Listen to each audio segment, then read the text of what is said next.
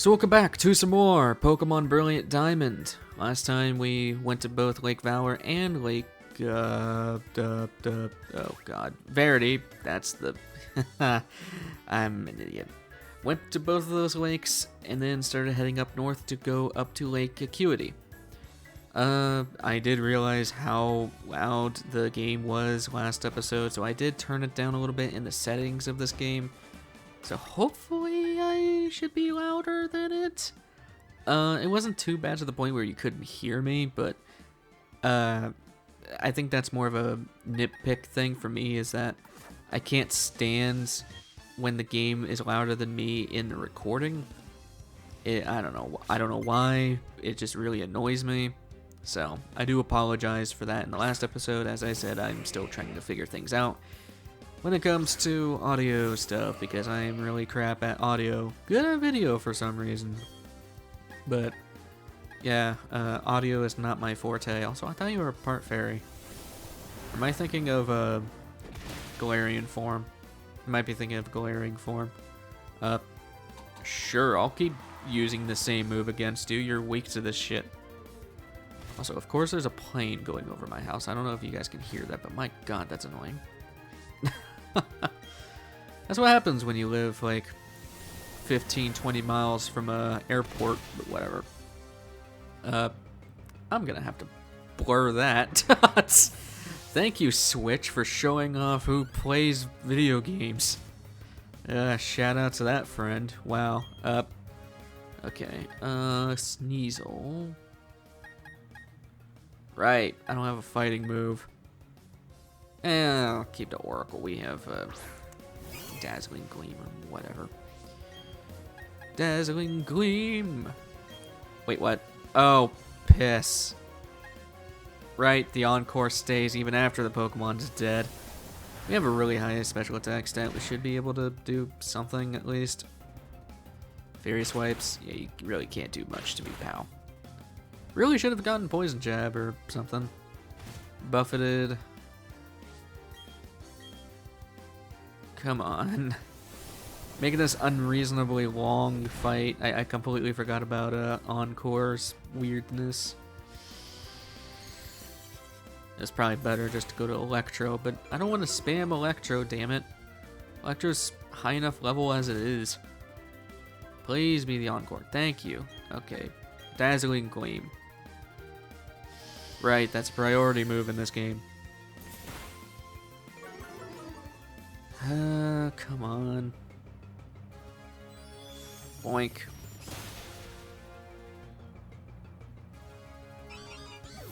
Finally, screw you, Sneasel. Weavile is actually a pretty nice Pokemon to have. I've used Weavile a couple times. Machokma. Touch my bicep. I really wish that was the official cry of either the Machokes or the Machamps. Actually, if it was the Machamps, then it'd be like, touch my biceps, plural. But that's not for me to decide. That's from Tom Fox. Anyway, not like I have any connections to them anyways. I just admire them. To the second half of the route. Also, I love the like snow trail thing. That is really nice. See, that's the issue. We have like no good. I'll go Electro. Fine. I don't think we got much of a choice. Okay, the hell were the Pokemon he was using? Jesus. That was a oh god, you're a dick. Yeah, that was a weird ass team. He had a Raichu, a Hippopotas, and a Pelipper. How are any of those gonna shield you from the cold? How's a Zubat gonna help you, kid? Like, I'm sorry, but like, you know, I would assume that we would be fighting, you know, like a bunch of ice types or tanky Pokemon, you know, Pokemon that you would think are, well, have heat. Like, seriously? I don't get it. I really don't get it. Man, again, don't you love getting scam calls that you think are actually important calls? God, I hate people. If you make scam calls, you are a terrible person. Like, Jesus. Ugh. Because ever since the whole quarantine, stay in the house thing, the amount of scam calls have been getting ridiculous. I know it's just a random topic, but the thing is, I've said this before, but I keep my phone on vibrate, and I keep it on my lap so that, one, it doesn't interrupt the recording, and two, I can still take the call if it's an important call. The annoying part is that, I have to cut away for that every time that happens. So when it's a random ass scam call, I just waste my time because people are assholes and trying to scam me. Because I don't pick up on any numbers I don't know because I don't, I just don't pick up on numbers I don't know. Unless if I give my number to somebody and then I'll expect them to call me or text me. Which is the one thing, if you give your phone number to somebody and you're on the receiving end of that phone number, text the person who you are. The amount of people who have called me instead of text me and then wonder why I never picked up is asinine. Because seriously, again, I always tell the person, I don't respond to phone numbers I don't know. So text me first, so I know who you are and I can put you into my phone as a person I know of. Why the hell do people not do that? I get it with older people, because, they never really had caller ID and all that stuff.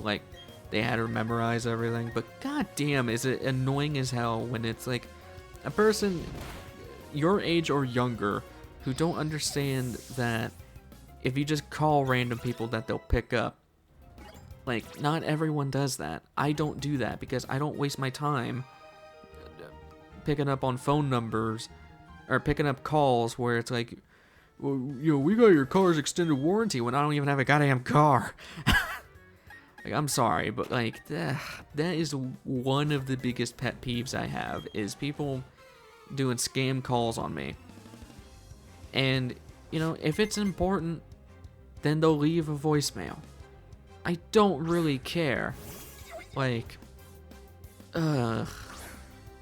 I mean, there have been times where I should have picked up the phone, but again, it's a policy of mine. I don't pick up numbers I don't know. And unless if you send me a voicemail or a text saying, hey, this is me, this is my number, then fine. But if I give you my number and you call me randomly without any set quote-unquote appointment, schedule, I'm not going to pick up on you. Until you tell me who you are, I'm not going to pick you up because I don't know who you are. I'm going to assume you're a scam caller or the wrong number. I'm just going on a tangent for no reason, but I have had so many damn scam calls for the past week. It's been consistently every single day, and I really do not know why. So, but they've never left a voicemail, so it doesn't. To me, it's not important, so I don't really care. Along with that, my phone immediately says scam likely, so it's alright. Which I don't know how accurate that actually is, but... And I understand that some people have different situations where, because of the quarantine thing, a lot of, people are working from home and using their personal phones or house phones or whatever. Specifically, doctors or nurses or whatever. And one of the biggest issues is that a lot of, people doing that are getting labeled as scam callers because of the amount of phone calls they send out, along with, that is a random ass number to the system. It's not coming from a doctor's office or anything like that, so I understand that, but I don't handle any of that, so I really don't care. So, although there has been one time where somebody from my college had to call me, and I never picked up because I assumed it was a scam caller, and then they left a voicemail. But see, in that instance, they left a voicemail, and I was fine with it. Some people, man. just some people. Anyway. Up here, I think, is where you can get the Glaceon stone. Okay, yeah. I had to look something up real quick. I was trying to remember what's up ahead. For once a cut, that wasn't actually based on getting interrupted. And I'm trying to cut back on the amount of times I mentioned that I got interrupted. I do apologize for that. It's just a force of habit. But I digress. Man, Oracle is getting really beat up. I'm just gonna heal her, or heal him just in case. But anyway, I've always liked this route. I don't know why. I've always liked snowy routes in Pokemon games, so it's probably beneficial to have Gaia out there. Oh, here we go. Yeah, I think there is actually a. Is there actually a searchable item in here? I still never found that stupid key back at the lakefront. Piss. I think it's 7. Oh, wow. My memory is. I remember stupid shit. I don't know why. You're just lying to me for no reason. Apparently you are. You are rude, woman. What's in here? Oh yeah, this is creepy as all hell in the original. Cause you see, it's all day. You know, like it looks like daylight. Lights are on, and you walk back out. You walk back in, and it's abandoned.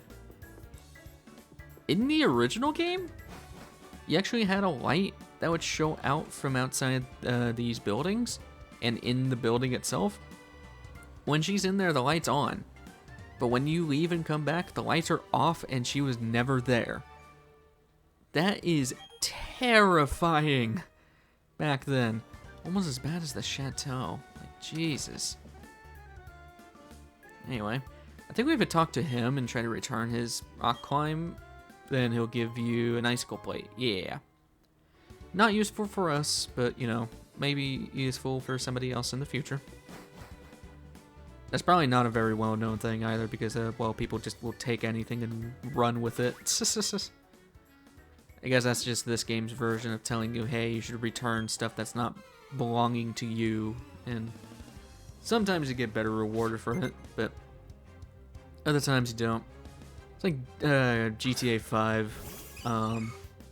Whenever you, like, see a guy steal money in front of you from a woman, and you take the money and you return it, and you get less rewards than what you would ever get if you just ran off with the same money.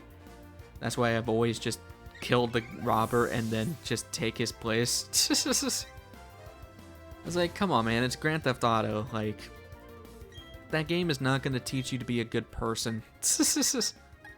Never has and never will. So, anyway. Which I don't know if I'll ever do a Let's Play on a Grand Theft Auto game. Those games are huge and, well, very controversial. Which I never got with GTA 5, because here's the thing. I thought GTA 4 was worse when it came to the whole, you know, piss-ass fart jokes. Because, seriously, like, GTA 4 had a lot of, like, scary shit when it came to, like, the crimes you could do. I mean, you literally had to go into underground shit to buy your weapons instead of just a gun store and all that. So it's like, I don't know. I thought it was very unreasonable. It was probably just because it was the most recent Grand Theft Auto, and it's probably going to happen the same way with GTA 6. Along with that, people are still trying to get those games, like, banned, even though it makes no sense. It's a game. Like, come on, dude. Which is getting into the whole debate of, do games cause violence? No. They don't. There's a lot of research that proves that it doesn't. And there's no research that proves that it does.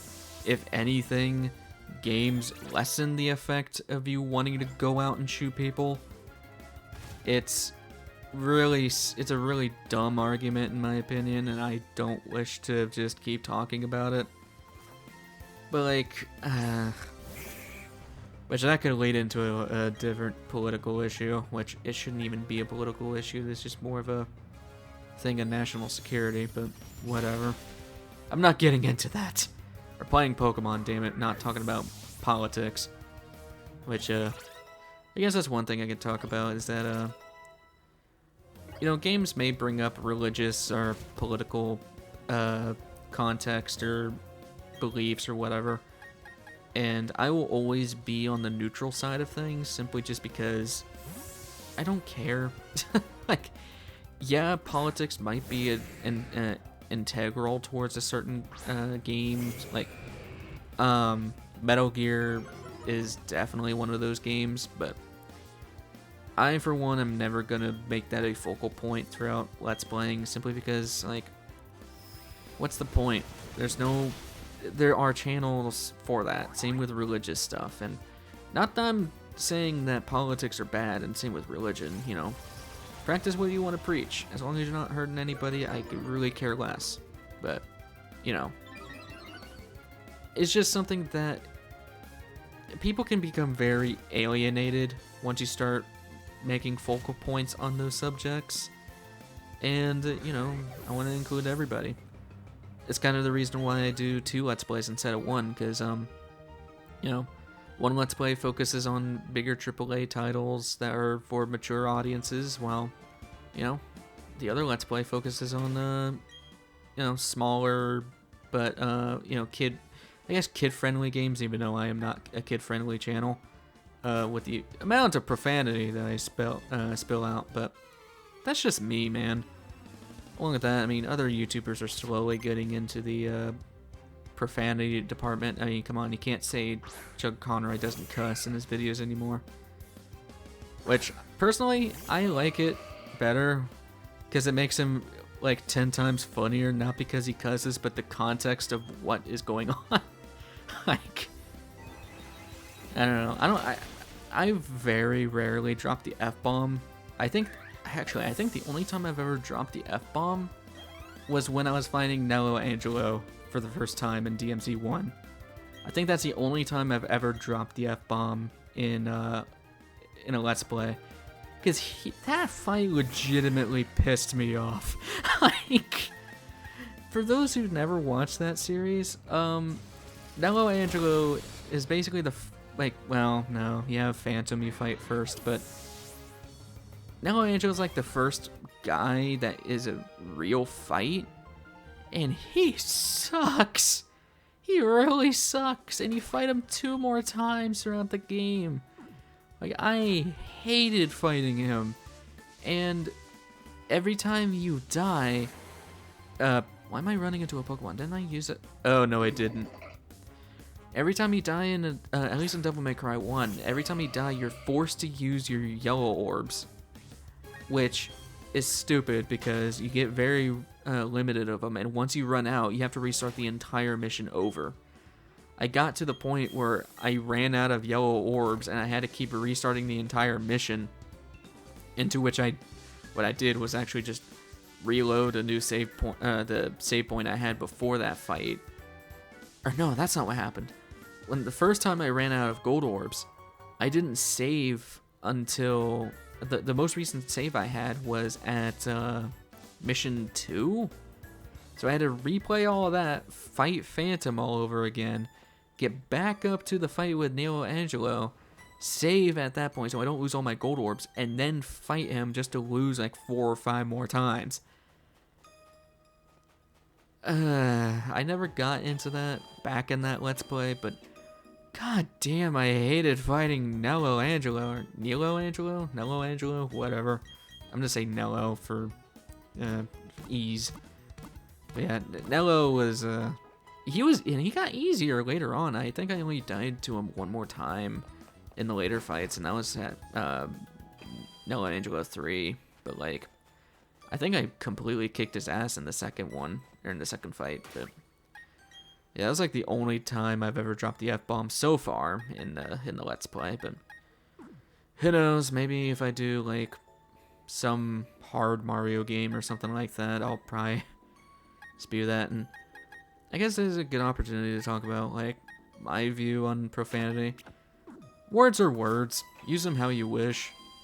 Like, you know, there is professional context for different things, but, wow, this floor is very shiny. Jesus. I've never really cared for profanity. I understand, you know, you have to have a professional, you have to keep professionalism in different places, you know. I'm not gonna go and start spewing every cuss word in our language in the middle of public, you know. I'm not gonna do that, but, like, if I'm at home, or if I'm just being myself, you know, words are words to me, and I'm gonna use them in the right context, like, or at least try to. Along with that, you know, cuss words are a lot more comedic than other words, you know. And that's the thing, like, I hate the argument that, you know, using profanity makes you stupid because you're choosing to use words over other words. And I'm like, as long as you're using that word in the right context, you're more stupid. Yeah, I don't know what to say. I was gonna say more dumb, but in my opinion, if you restrict yourself on the words you use, that makes you less intelligent as well, because then you're just limiting yourself on what you can say, which makes no sense. Like, I've always hated that argument that, you know, you shouldn't use profanity because, you know, you're just gonna rely on it. It's like, I don't rely on it. I use a lot of other words too.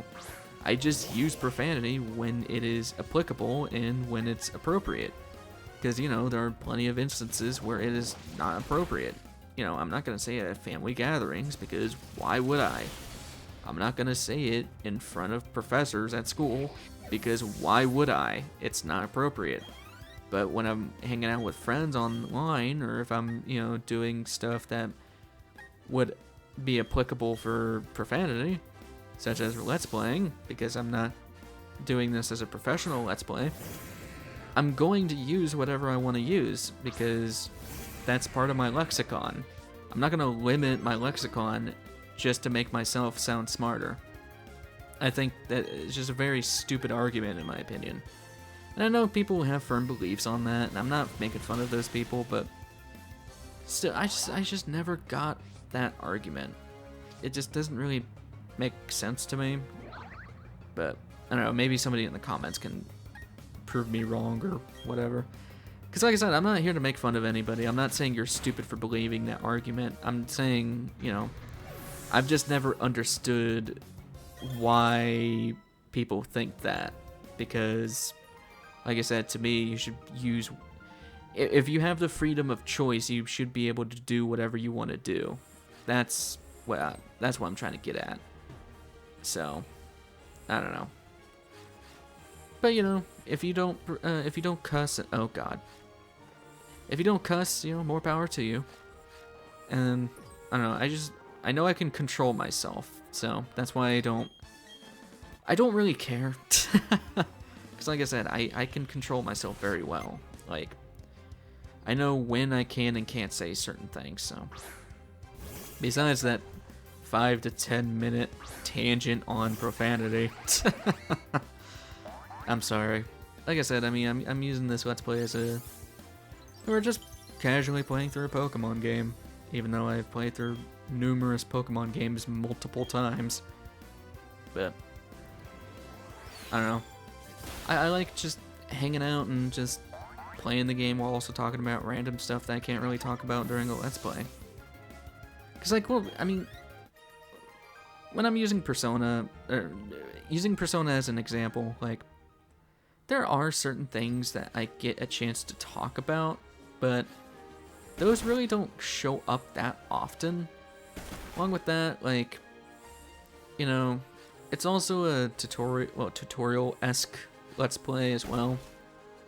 Like, I'm not gonna have many chances to talk about random shit. But I mean, you know, there are some opportunities where I get to talk about random stuff in Persona, but those opportunities do not arise very often, and plus, I mean, it's a tutorial-esque playthrough. You know, it's kind of like a walkthrough, but I mean, along with that, I am winging it with Persona as well. I've said this in the Persona Let's Play, but the main reason why I do Persona the way I do Persona is to just prove that you don't need to have a guide to 100% all the stuff you can do. Because for 100% through the Persona games, it's getting all the confidants and maxing out all your social stats and all that jazz. And just my main thing with that playthrough is to prove that you don't have to follow a step-by-step guide to get 100% in that game, because I never do. And before I did Persona, before I started Persona 5 as a Let's Play, I was already preparing to do that Let's Play to begin with, because you know, I was already planning to do it at some point. I have a bunch of notes down, like I prepared for that Let's Play, and I already proved to myself that I don't need to have a set schedule of what to do certain days. So that's all I can really say, really. But anyway, that's enough of a tangent for that. Electro's getting very high leveled, but I think that's the last trainer in here. Boink. And then we need to go... Okay, I remember now. Apparently there's a way to, like, super cheese this by going diagonally. But, I mean, might as well do it like the original. Now we have a straight way to go up to, so... Or, no we don't. We need to... Oh, what the balls do we do here? Okay, we definitely have to go to the right. Okay, we just have to go up to the right and smack that out. Okay, that's easy. Go up here, up, down. There we go. Easy. Up, really? Okay, there we go. And then it's just a straightaway. I am kind of worried about this fight because we have to somehow deal with the Abomasnow and the Frostlass. Actually, Frostlass is not that big of a deal. We have ghost-type moves, but mostly worried about the Abomasnow. Also, don't you have like a weird-ass Pokemon? Like, don't you have a Float Soul or something? I remember you had something weird on your team because there's not that many ice types. Alright, Snow Warning, yep. That's the thing I don't like. But you should be one-shotted from the Flash Cannon. We're like plus 10 levels above you, so yeah, that's easy. Especially when you land a crit. Didn't get a chance for it to set up anything, so that's good. Oracle leveled up. Buffeted. Sneasel. Needless to say, after this gym, we'll probably be putting Electro out of commission for a while, simply because, well... Yeah, why do you have Dig? Why do you have Dig? Okay, weird. Weird. Alright, well, I'll just go to Farron. So I don't have to deal with the quad weakness. I guess that's the reason she has Sneasel, is if you're gonna cheese her with Magnezone, but whatever. Make you waste your turn. Although I guess it would have been a nice time to have, was it Magnet Rise? Something like that? Basically gives steel types levitate, so. You should be going down from this hit. Yep. I remember you still have the Abomasnow. You better still have the Abomasnow, because that makes no sense if you don't have that. Medichip. Yeah, that's what it was. Some weird-ass Pokemon that makes no sense. I mean, I know you can get it outside the route here, like, the route west of here, but, like, still, it just makes no sense of why you even have a Medicham. Then again, what's-his-face Fire-type, Elite Four member has, like, weird crap, too. Like, I think the only fire types he has is an Infernape and a Rapidash. He is terrifying in Platinum, though, because he gets a Houndoom. So, anyway, there goes the Medicham. Easy goes. And Abomasnow. What do I want for this thing? I don't really have it. I mean, I do have its weakness through Electro, so. The only reason I'm scared of this thing is that I know how much power it can pull out, but the thing is with Abomasnow, it is so weak to so many types because of Grass Ice. Like, Grass Ice is such a terrible type combo because it gives it a quad weakness to fire. Was it quad weak to fire, weak to steel, ground, fighting? Actually, I think it's just neutral to fighting. Was it? Okay, so fire, steel, ground, rock. Again, that might be neutral. I don't remember. Poison. Like it gets a lot of weaknesses. I think it's like 7 weaknesses it gets, which is insane. And it's just not worth the amount of weaknesses it has to use that thing, in my opinion. But I don't know. Maybe one day. We finally use Rock Climb. That's amazing. And that is Avalanche. Avalanche sucks because it's a physical move that depends on if the other person moves first. Not a great move to be honest with you. But at least we now have Rock Climb, so if you go back to the beginning of that big route where we went up top of places, you can actually go and get Ice Beam, which, honestly, I don't really think I'll ever go back there and get. I know there's trainers we can fight, but to be honest, we can buy Ice Beam, so why would we ever go back there to get a free Ice Beam TM? Whatever. I guess for the fact that it's a free TM, but even still. Also, yeah, I always forget how weird it is that instead of keeping it Platinum-like, in Platinum, this was like a giant hill they had to use Rock Climb on, but in this game, it's just a normal little alcove here. You're not getting away with this. Oh, right, I forgot to surf to get the other TMs here. You're a Jupiter. Okay, yeah, you're the one with the Skuntank. Holy crap, why does that water look more realistic than anything I've ever seen? What the hell? I think it's just the angle it was at. Oh, you know what? We couldn't go. Yeah, we couldn't go to the water on Valor. Yeah, okay, that's why I did. Okay. I guess fun fact for each of these little lakes. On each end, yes. You have some patch of grass here, and you should, yep. One's got Blizzard, one's got Fire Blast, and one's got Solar Beam, I think. Anyway, now we gotta go to the HQ. Ooh, we could finally start trying to evolve Honchkrow, or Haze.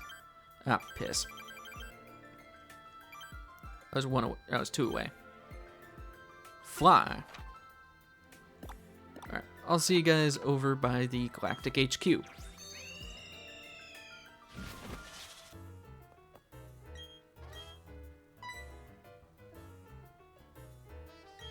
Oh, right, I forgot. You have to do this.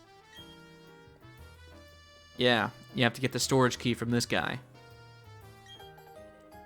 Okay, well, now that we're back here, you have to talk to him to get the storage key, and then you have to go in through the warehouse, I believe, and that's where the Dusk Stone is, if I remember right. No, we don't need a Super Repel. Man, we're getting closer to the point where we can actually go and get Dialga, because I think it's after this, then we go up Mount Coronet. Alright, use the storage key. Dusk Stone. It's been so long. Haze is almost level 50. That's way too long. But you finally have it. Let's finally get our fully evolved team. Oh my god, Haze is evolving. Who knew?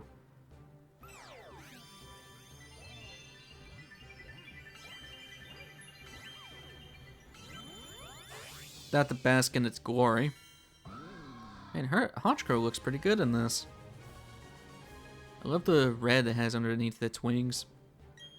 Honchkrow. Okay. Yeah, I really wanted to get that. Because now, where is the move? Wait, where is he? Oh, right, he's in Pastoria.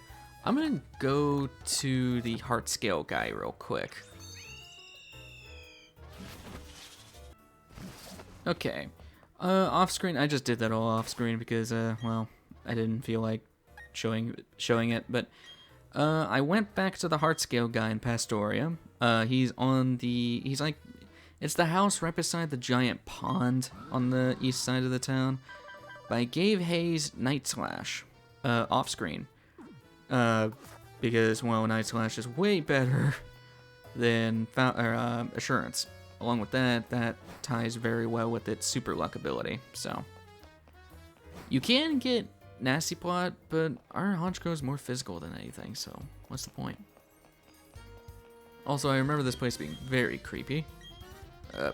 You have no promotion. Oh, but it gave it like a really jazzy tune.